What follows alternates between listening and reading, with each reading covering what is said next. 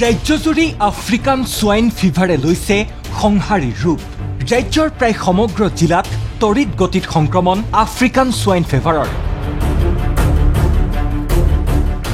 দৈনিক মৃত্যুমুখত পৰিছে শ শ গাহৰি।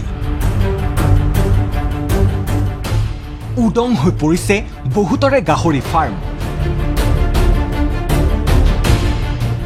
বহিৰাজ্যৰ পৰা আমদানিকৃত ৰোগাক্ৰান্ত গাহৰিয়ে মাতিছে বিপদ। পশুপালন বিভাগৰ উদাসীনতাৰ বাবেই জটিল হৈছে পৰিস্থিতি।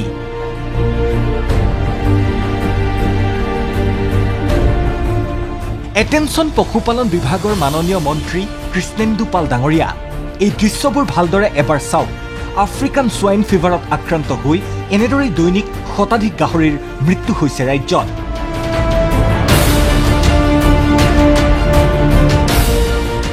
গাঁত খান্দি মৃত গাহৰি দমে দমে পুতি পেলাইছে গাহৰি পালকসকলে। উদং হৈ পৰিছে বহু ফাৰ্ম। গাহৰি পালনেৰে স্বাৱলম্বী হোৱা বহু যুৱকৰ ভৱিষ্যত অন্ধকাৰচ্ছন্ন হৈ পৰিছে।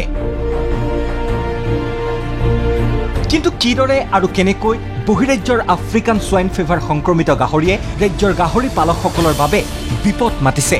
শুনক সদৌ অসম গাহৰি পালক সন্থাই দাঙি ধৰা এই তথ্য প্ৰমাণৰ মাধ্যমেৰে। মই উদাহৰণস্বৰূপে আপোনাক জনাব বিচাৰিম, কেমেৰাৰ আগত মই ফ'কাছ কৰিছোঁ। এইটো আপোনাৰ মে' মাহৰ এখন ফটো।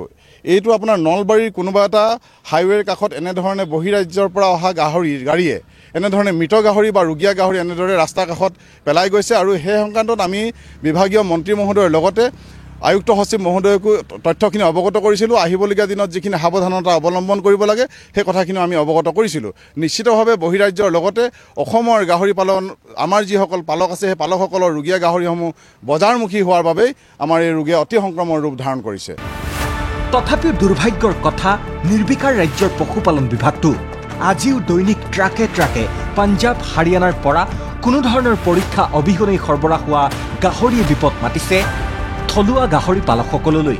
তাৰ লগতে আফ্ৰিকান সোয়াইন ফিভাৰ সংক্ৰমিত ৰুগীয়া গাহৰি মাংসৰ ৰূপত বিক্ৰী হৈ থকাটোৱেই বিপদ অধিক ঘনীভূত কৰিছে। ৰুগীয়া গাহৰিসমূহ মাংসৰ ৰূপত বজাৰত বিক্ৰী হৈ আছে। এইটো এটা বৰ সাংঘাতিক এটা কথা হৈ আছে। আৰু আমাৰ ফাৰ্মাৰসকলৰ কাৰণে ভীতিগ্ৰস্ততাৰ মূল কাৰণ এইটোৱেই। বৰ্তমানলৈকে প্ৰায় 5 কোটিমান টকাৰ চৰকাৰী ক্ষতিপূৰণ দিবলগীয়া আছে আফ্ৰিকান সোয়াইন ফিভাৰত যি কালিং কৰা হয়। আৰু আমি এই বাৰ্তাৰ যোগেদি এটা কথা আমি অৱগত কৰিব বিচাৰিম চৰকাৰক, যে পালকসকলক অনতিপলমে আমাৰ ক্ষতিপূৰণৰ ব্যৱস্থাখিনি বৰ্ধিত মূল্যত দিবলৈ আপোনালোকে চেষ্টা কৰক। লগতে যিটো নেশ্যনেল একশ্যন প্লেন আছে, NAP আছে, সেই NAPখন অসমৰ যি পৰিৱেশ পৰিস্থিতি গাহৰি পালনৰ ক্ষেত্ৰত আপোনালোকে সুকীয়াকৈ কিছু কথা এড অন কৰক। ইতিমধ্যে ৰাজ্যৰ 30খন জিলাত আফ্ৰিকান সোয়াইন ফিভাৰৰ 131টা অভিকেন্দ্ৰ চিনাক্ত কৰা হৈছে।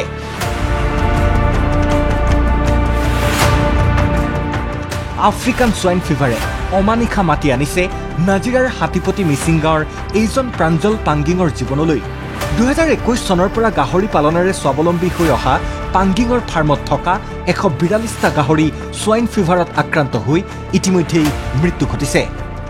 ইঞ্চুৰেঞ্চ নাছিলে, চৰকাৰীভাৱে ইঞ্চুৰেঞ্চ বন্ধ হৈ আছিলে। আৰু মই যেতিয়া আৰম্ভ কৰিছিলোঁ সেই সময়ত আফ্ৰিকান সোয়াইন ফিভাৰৰ প্ৰাদুৰ্ভাৱ বহুত হৈছিলে, যিটো 19-20 চনত বহুত হৈছিলে আৰু মই আৰম্ভ কৰিছিলোঁ 21 চনত। গতিকে চৰকাৰীভাৱেতো ইঞ্চুৰেঞ্চ নাছিলে আৰু ব্যক্তিগত খণ্ডৰ যিখিনি আছিলে তেওঁলোকেও সেই সময়ত আফ্ৰিকান সোয়াইন ফিভাৰ যিটো বেমাৰ সেইটো কাৰণে সেয়াও বন্ধ কৰি থৈছিলে। গতিকে সেই দুমোজাত পৰিলোঁ। গতিকে আমি চৰকাৰকো অনুৰোধ জনাম এইখিনি বিষয়ত, বিশেষকৈ যিখিনি বেমাৰ আছে এইখিনি বিষয়ত সমাজক অৱগত কৰাওক।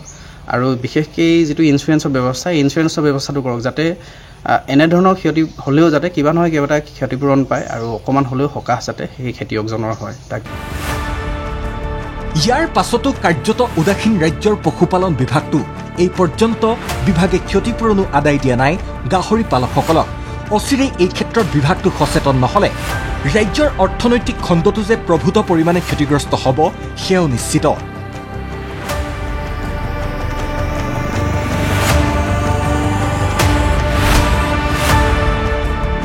Bureau report, ND24।